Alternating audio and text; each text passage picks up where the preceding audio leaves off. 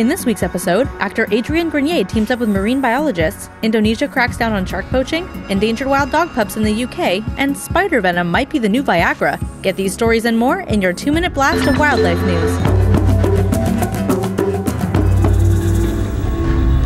Starting in Asia, where a Vietnamese poaching ship was sunk by the Indonesian government. The ship was captured in January, carrying over 2 tons of illegal shark fins, 5 manta rays, and nearly 50 hawksbill sea turtles. The government hopes the action will serve as a warning to other illegal fisheries in the area. As for the ship, divers and coral will enjoy it for years to come.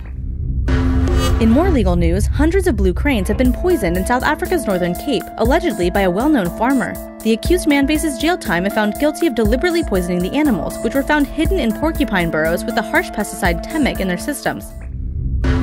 Off to Canada, where locals are taking heat in the media for their recent wolf cull. The Alberta government has been killing roughly 100 wolves per year to protect woodland caribou, which are endangered because of human activity. Controversial as the cull is, wolves are not in trouble in Western Canada and are the #1 cause of caribou deaths in the area. Off to Oz, where animal rights groups have urged the Australian government to prevent the transport of 2 capuchin monkeys to Queensland to perform in Pirates of the Caribbean 5. The federal environment minister is considering allowing the monkeys into the country for the film, which is being shot on the Gold Coast. It looks like the world's loneliest whale finally has an entourage. Actor Adrian Grenier has joined a mission to find the mysterious whale whose call is at 52 Hz, a frequency much higher than that of other whales. The expedition, which was launched on Kickstarter, hopes to bring the topic of noise pollution, a major threat to marine life, into the public eye. Staying in the States, the U.S. Navy Research Office has unveiled a new piece of tech, the Sea Glider.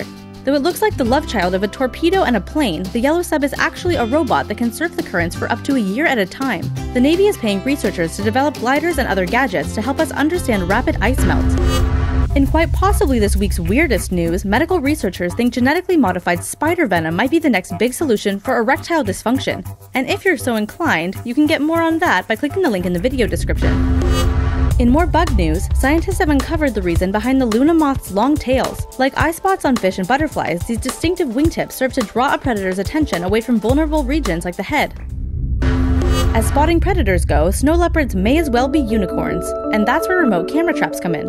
Recent footage captured in Mongolia spells good news for these endangered cats, and it looks like the population may be bouncing back.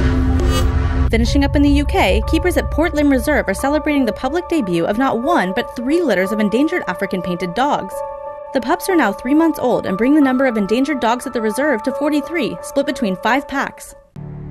If we missed any good stories this week, let us know in the comments below. And don't forget, subscribe to our channel. Thanks for tuning in. See you next time.